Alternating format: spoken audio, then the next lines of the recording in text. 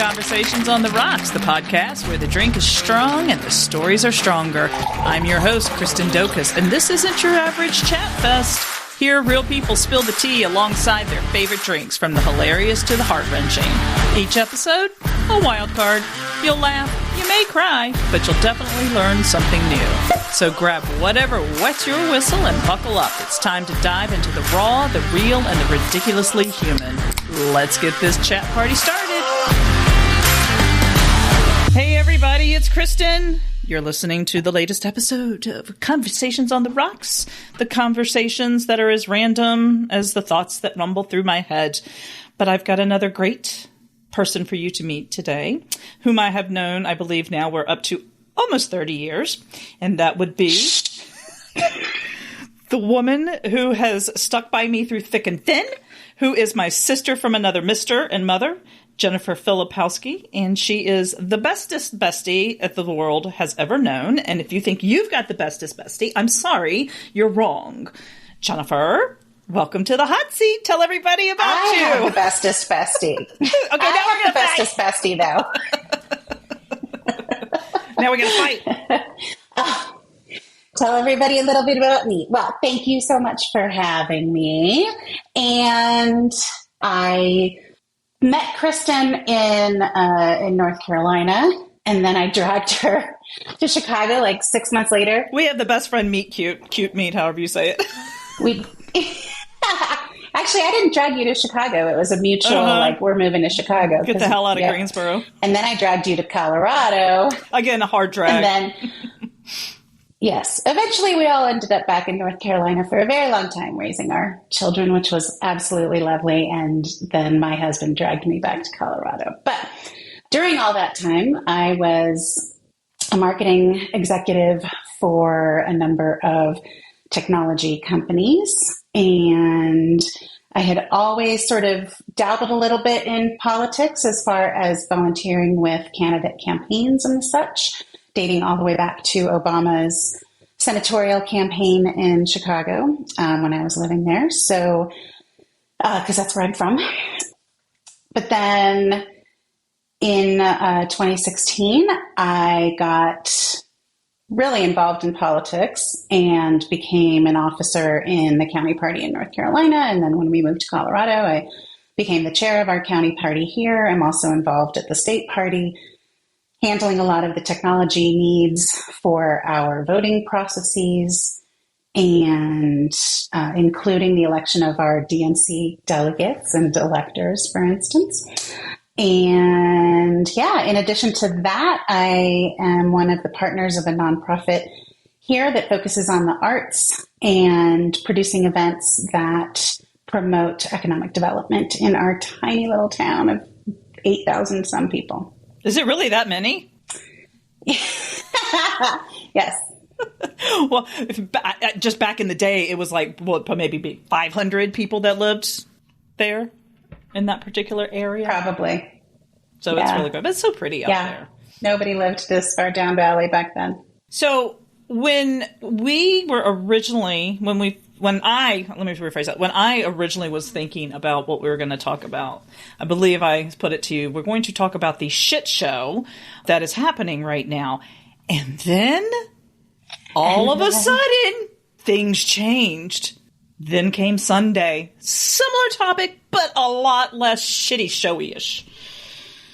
Wow. Yeah. Okay, let's, I want to talk real quick. I don't know if you watched it all, but only because I was watching something that would lead right into it. I did watch part of the RNC last week just to kind of, it came on after whatever show I had been watching. And it was interesting, to say the least. Did you happen to catch any of it? I cannot, for my own mental health, watch any of that. I really wanted to get an idea because at that point it was, the two old guys. So I really wanted to get an idea, especially with 45 going through the assassination attempt. And this is just a really bizarre thing that's going on. It's just, even before President-elect Kamala came in, she, it's just been so bizarre. I will say this, it appears that whoever 45 has on his team that told him to shut the F up and calm down. At least at the RNC, it was just a totally different version of him. And it was still him, especially on the last night of it, because, I finally turned it off. I could only take about 15 minutes of that. But it's just bizarre. So what is your take on everything that has happened up until Sunday? Let's just not jump into Sunday yet. Not jump into Sunday yet? Yeah, I mean, I think and I know that I am not alone. There are a lot of people who have a lot of anxiety over, if they're following politics and, at all, a lot of anxiety about this upcoming presidential election. Trump categorically, on a lot of different measures, was our worst president in history as far as the, policies that he enacted. He's a convicted felon. It's, there's lots of narcissism and threats and calls for violence against anybody that doesn't agree with him. And yet he turns it around and makes it sound like it's the opposite happening. Yeah, he's a good gaslighter. Narcissist behavior, which has fired up his followers, his cult members, to believe that their freedoms are threatened if the Democrats win, which I don't know if you've seen our likely nominee, Kamala Harris's new ad today. It talks all about Democrats, freedom for, like fighting for freedom, basically, and fighting for our freedoms. So, yeah, it is a scary time. And I think a lot of people were feeling despair because even before the debate, a lot of people were feeling despair over the fact that it was the two oldest, presidential candidates in our history, and how could we not do something, better than that? And, quite honestly, in the history of our country, if there is an incumbent, nobody ever runs against an incumbent president. Granted, he had said he wasn't going to pursue a second term when he got elected the first time. But there were obviously a lot of people who voted for him, particularly, as we all know, women of color saved our asses from a second Trump administration in 2020. In 2020. There was a lot of despair, a lot of like, I really don't feel like even voting, which would be disastrous, because if people don't vote, then, unfortunately Trump would win. Well, and in full transparency, that was me. I wasn't not going to vote, but I was and I would not vote for 45, absolutely at all.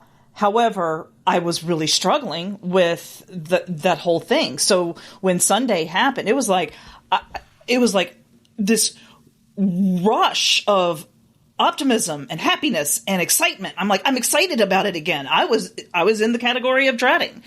Just the way I kind of offhandedly put it, it's like, either of those guys were my dad, I'd be taking their keys away. You can't drive, but yeah, we're going to let you drive this country. So why do you think, and I have my own theory on this, why do you think it is so difficult to get people interested?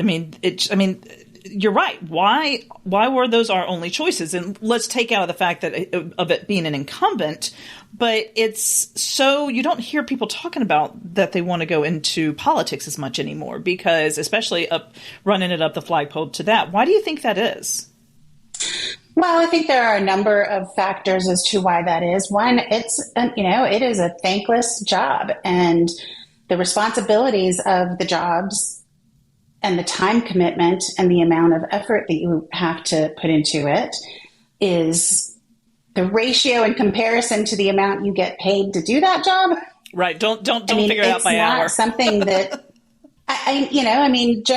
the GA members in North Carolina, and I think it's similar here, is like they get paid less than $15,000 a year. So it's basically volunteer and it work. is now a full-time job, right? So like you can't you can't work in any job because you have to be in the General Assembly for a month and a half, 2 months during a specific time of the year when it's in session. And, so how are you supposed to hold a regular job, which means you've got to be rich to be able to go into politics.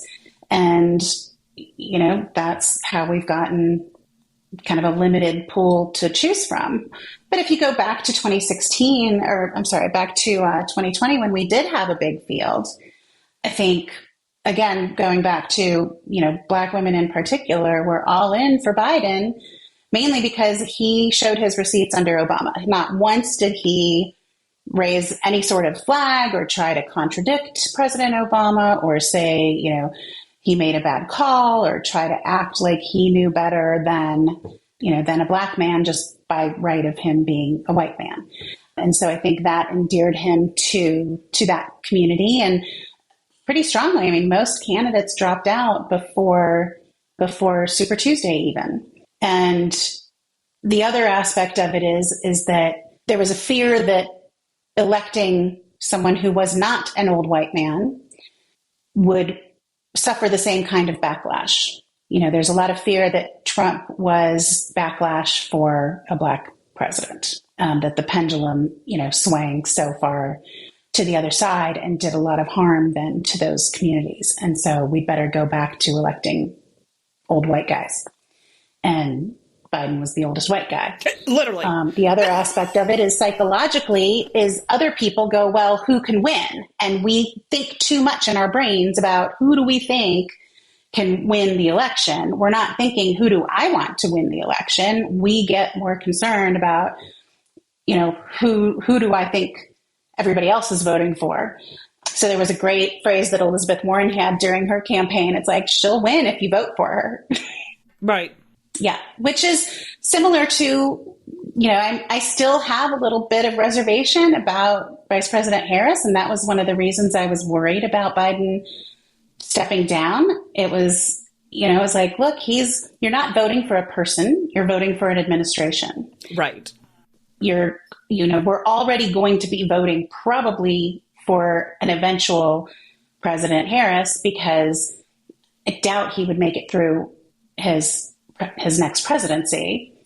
And so basically that was where my brain was like, if I'm I'm obviously voting for Biden, but I'm not voting for Biden. I'm voting for all of the people that he has brought into his administration who are all very smart, very talented, very qualified people, as opposed to cronies and donors and whoever can stick their nose the furthest up his butt. I'm voting for Vice President Harris to be ready to step up if he, has to leave. And I think that might have been what was going through their brains as far as like, oh, well, we've got to, when they were trying to, getting the calls to step down, like we have to win. It's our, democracy depends on it, our republic.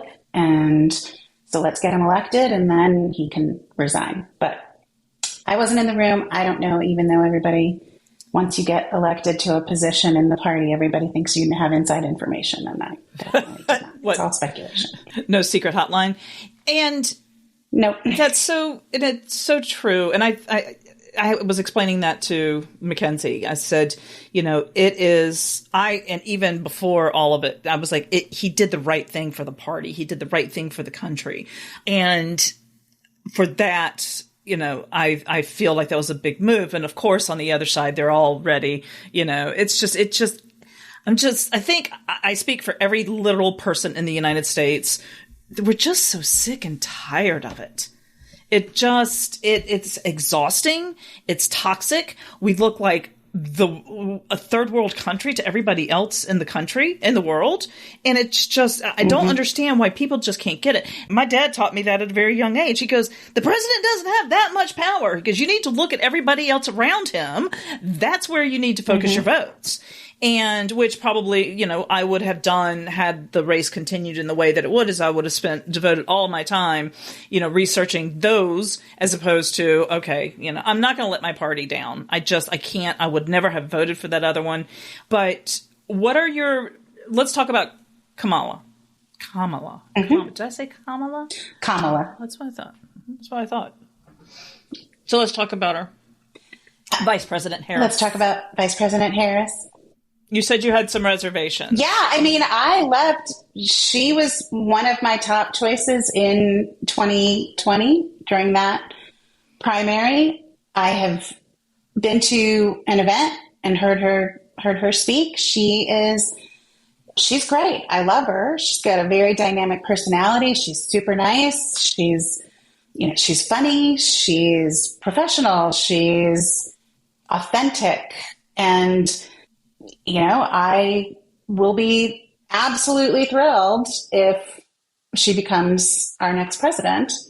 I have, again, reservations, though. I was so excited for Hillary to be our president. And then the kind of depression and the letdown that happened right after that was really, really, really rough time. So I don't want to, I feel like I don't want to get my hopes up and then have them dashed, because we still live in a very racist, very sexist country.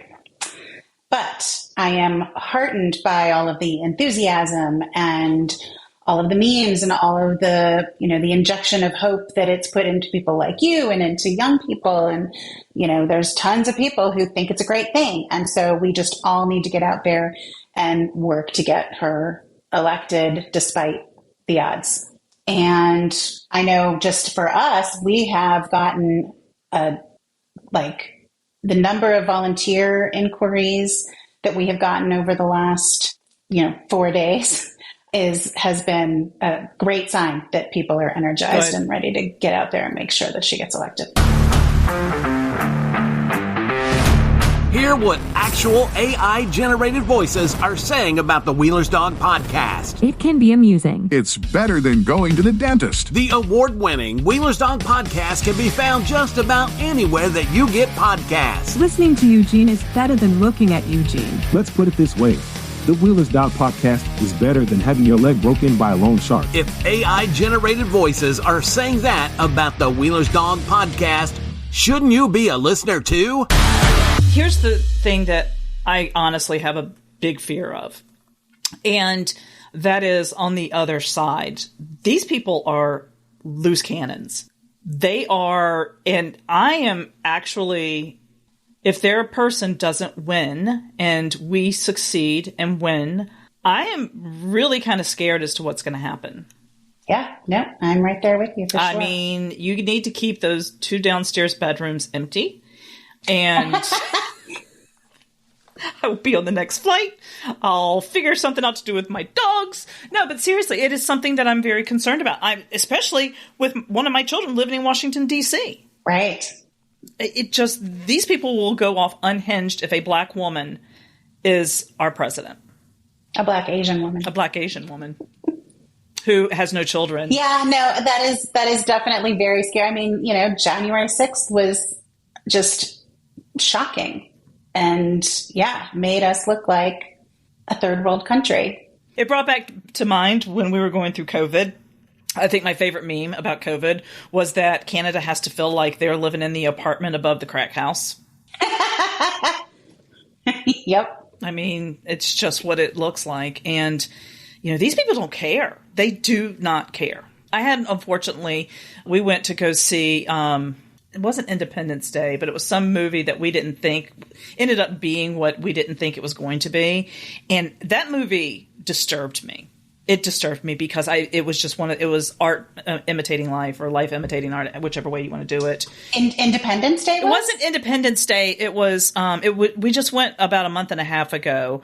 I can't remember the name of the movie, but we thought it was going to be an Independence Day kind of movie, and it ended up being like a whole secession, and it was very disturbing. It was so disturbing, and wow. I'm pretty tough when it comes to that stuff. So I'm just terrified that something like that's going to happen, because these people, like I said, these people are unhinged, and they don't care. Yeah, I know. As far as movies go, a lot of people's brains, especially once Hulk Hogan took the stage, was to Idiocracy. I didn't see Hulk Hogan. I really, really liked the guy from the Teamsters. He gave a really, really good speech. And it was interesting because I'm sure he ticked off a lot of people in that room because he was going straight down the middle. Because he's like, it's not my job. He goes, I don't care. He goes, I'm not here to piss anybody off. But it was just interesting if you go and listen to his speech. I'm sure these people were like, we like big companies. And, his whole thing was like, Well, not only that, the Republicans try to shut down unions every chance they get. So I am surprised they even invited somebody from the Teamsters to be there. Go find his interview or his speech. It was a really, really well done speech. But Okay. yeah, for me, Kid Rock. But you saw by those people and whatever, Lee Greenwood or whatever, you could just, it was very well orchestrated to hit their audience. It was their target audience. Yeah. They were going to appeal to their target audience. And you roll out some wrestlers and wrestlers and things like that, and it's going to make them all America. Right. Well, and to that, I've got to give Biden credit, too, for waiting until after their convention was over so that now he's, now the other guy is stuck with this vice presidential candidate who served a different purpose while Biden was still the one running.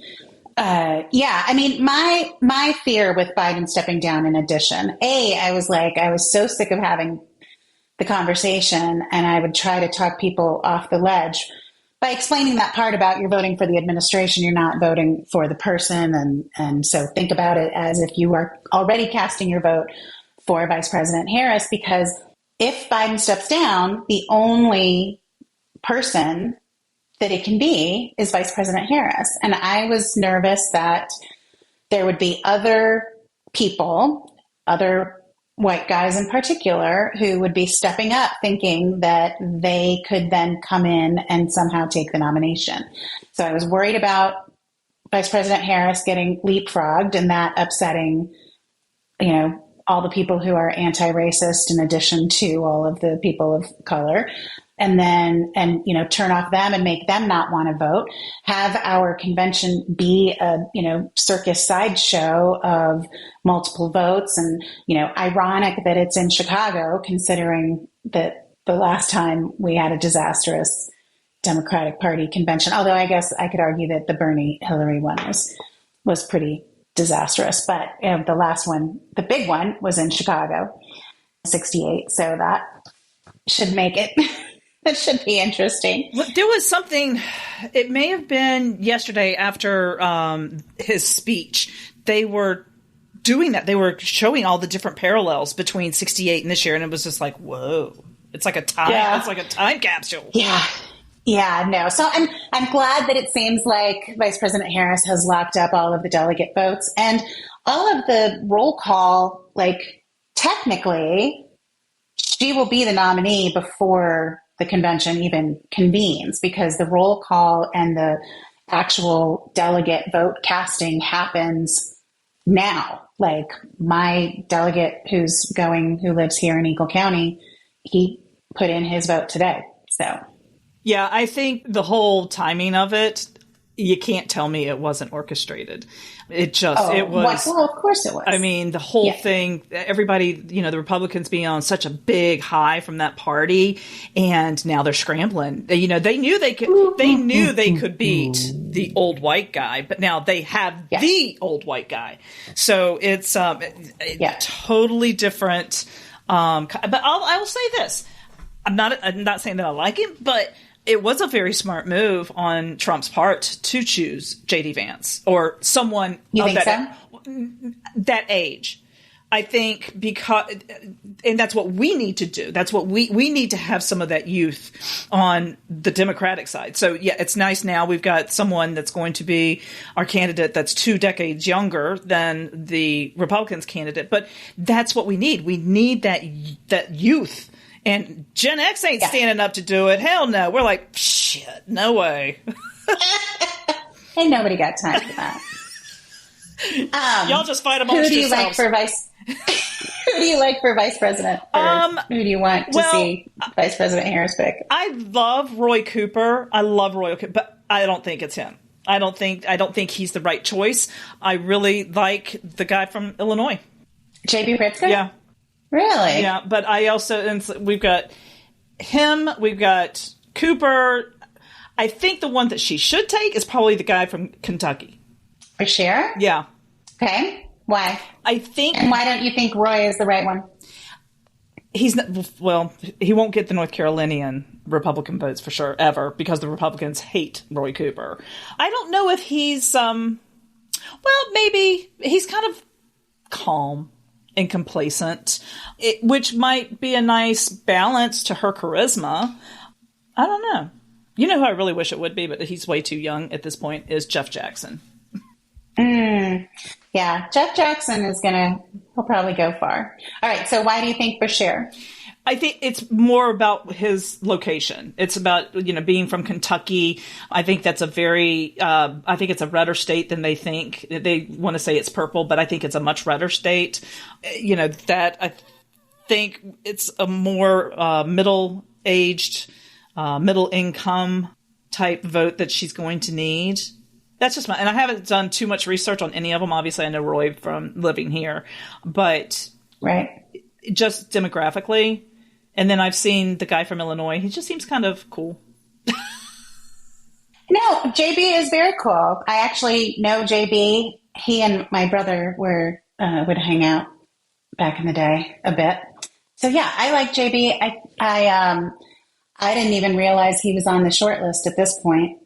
I like Cooper because to offset our Black Asian fireball, definitely need a white. Absolutely guy. Has to be a white guy. It absolutely does. And his older he has experience working with a supermajority General Assembly and actually still manages to get stuff done. I don't know that North Carolina is in a situation where it will help with the electoral votes. What I've heard from some folks is that there's 4 states that are really going to make the difference as far as the electoral count, and that's Pennsylvania, Wisconsin, Michigan, and Georgia.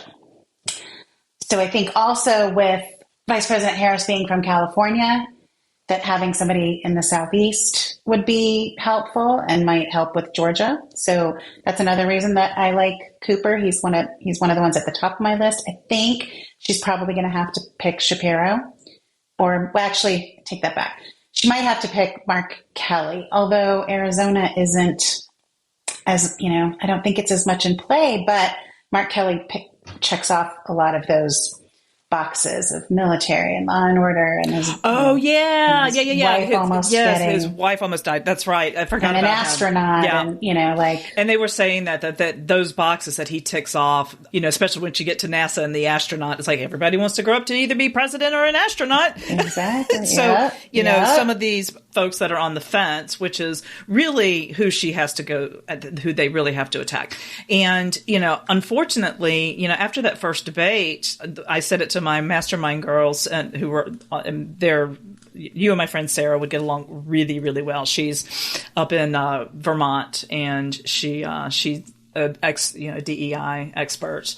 But I was like, as much as it pained me to say it after that debate, I was like, for a lot of people that were probably sitting on the fence, unfortunately probably fell on the wrong side of the fence. So we really have got to get those people that are really teetering. And I agree. I think somebody that I forgot about him. Yeah, he's cool. I like him. And I think he would appeal to a lot of people. I think he would, maybe that's my problem with Roy Cooper. I just don't think he has the same appeal. He's very safe. Like you were just saying, the guy's an astronaut. I mean, I love Roy. I got to meet his wife last year, but I think Roy's not an astronaut. No, Roy's not an astronaut. The other guy's an astronaut. Roy's definitely not an astronaut. Well, and that's the thing is I don't think Governor Cooper has the name recognition in the rest of the country. I think Mark Kelly has the most out of those 4. Unless you're from Chicago and you know the Pritzker family, obviously, since that's Hyatt. Yeah. Yeah, I think he definitely could win some of those undecideds that are sitting on the fence. Be like, cool, he's an astronaut. What else? We're wrapping up on 30 minutes. So what else can you tell us that we need to be looking for? What's going to happen next? We've got the DNC coming up. DNC is coming up. Yeah, I mean, what did I hear think something? the one thing that I was going to say, did I hear something that there's not going to be a debate between Trump and Harris? That he doesn't want one or something? Of course he doesn't. He doesn't want, he's walking back. He knows that she would clean his clock. Clobber him, run circles around him, literally. And I think also that the fact that Vice President Harris is a little bit of the coconut memes being a perfect example. She will say what she wants to say. She's less scripted, I guess, and less reserved. Whereas I think in the debate, for instance, between Trump and Secretary Clinton, that she was playing it cool and didn't really go after him. Biden would do the same thing. I don't think that Vice President Harris would hesitate for a second to come after him and call him out. And so he does not want that, obviously. So yeah, he's saying that ABC shouldn't, or CBS or whoever was supposed to host it, is biased, and that instead it should be hosted by Fox, who of course isn't biased. Whatever. Not against him, not against that side. But yeah, I mean, I think the biggest thing that I learned after in 2016 was that we're stuck with a two-party system, for better or for worse, probably worse, because the two-party system just perpetuates itself and is set up to do exactly that and not allow third parties to come in. And so you have so many people, like the majority of the people in this country are now unaffiliated. And what that does, unfortunately, is the folks who aren't a member of the party, let alone actually involved in the party, going to meetings, going to your local meetings, connecting with other Democrats, becoming a precinct organizer. Those folks have a lot of power because they're the ones who elect the leaders of their county and of their state. And so if we're all not involved, because the party is not like this thing that's like, there's no conspiracy theory, there's no big meeting room. And this goes for both parties. There's no, it's all volunteers. I mean, I'm a volunteer. Everybody's a volunteer except for maybe a few people who are at the state level, depending on the state, obviously. But for the most part, everybody else is not paid. We're doing this because we don't want to leave our party to the crazy people. Like, if you're not involved, then you get the people who are, if we don't have more people involved, then it's the people who have the zealots and the ideologies that lean too far one way or the other, who then are the ones making the decisions and picking the nominees and picking the people who are leading the state party, who are then electing the delegates who are going to go to the national convention. So, I would just encourage people to get involved, call your county party, attend a couple meetings. I know it's scary, but knock on some doors. They're not going to send you to doors that are going to be, someone who's not going to agree with you. I mean, every door I've knocked on, people have been, receptive and happy to see somebody from the party, because the other complaint is, well, I never hear from you unless you want my vote. Well, you are actually me, and we could all be doing this together, and that's what we should be doing. I think that we do a big disservice to our children. We teach them about, the three branches of government, but we don't teach them about politics and the importance of the parties and how the parties operate and how our elections operate, because that lack of education has led to a lot of fear, a lot of misunderstandings, a lot of false assumptions that, somehow our elections aren't secure, et cetera. Well, and I think something too, and made this comment to somebody the other day, is your far left and your far right are the loudest. The people in the middle are the biggest, right? And I think because what people that are in the middle are focused on is how loud the two sides are, the left and the right, the far left and far right. And that it's just like, well, I don't want to get involved in that. I don't want to have to deal with that BS, blah, blah, blah. And so, but that's why another reason why it is so important to have the common person like us in there to, help with that and go, and we don't have, okay, I'm going to ask you real quick and see if we can do this real quick. Talk to me about the Project 2025, because I don't understand. I do, but I haven't taken the time to sit down and really dig into it. Yeah. So Project 2025 is a blueprint, 920-page document that the Heritage Foundation developed with a number of authors for what their vision for America is. And that includes, eliminating the Department of Education, nationwide abortion and birth control bans, changing this, like being able to basically fire every single civil servant so that all of our federal and state agencies are populated with, whoever bought their way into the position through either, whatever cronyism. Right now, a lot of those positions are protected to a certain extent by law that, it's hard to fire somebody who's working for the government without some really good cause. So yeah, there's a lot of scary things in Project 25. I'll send you a video and a couple summaries that you can look at. But basically, it was written, and the reason that it scares me as far as why I think it's real and why it would, it is totally their vision and that they would start enacting it is because some of the things have already started to happen, number one. But number two, the same group of folks got together and put together the plan for gerrymandering, like for going at these low level, like school board meetings and city councils and taking over those boards and then getting all of the district lines gerrymandered in such a way that, North Carolina is purple, but you wouldn't know it based on the way our representatives get elected because it's been gerrymandered so bad that Democrats just can't even win. Like the legislature is choosing their voters as opposed to voters choosing their legislators. So. Yeah, it's intense. It really is intense. And, without knowing enough about it, I didn't want to even pretend to speak on it. But so we are going to wrap up. This has been an extremely enlightening and delightful conversation.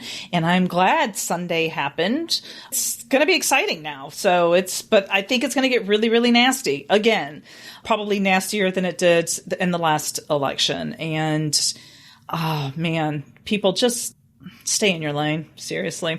All right, friends, until next time, may you have a delightful evening, day, afternoon, whatever it is, what time of the day it is for you. And as always, thank you so much for being here. As the saying goes, you don't have to go home, but you can't stay here. And that's a wrap for this week's episode. A big thanks to my guests for sharing their story and to you for listening. Don't forget to share the show with your friends and spread the words. And if you'd like to be a guest on the show, the link is in the show notes. Till next time, cheers.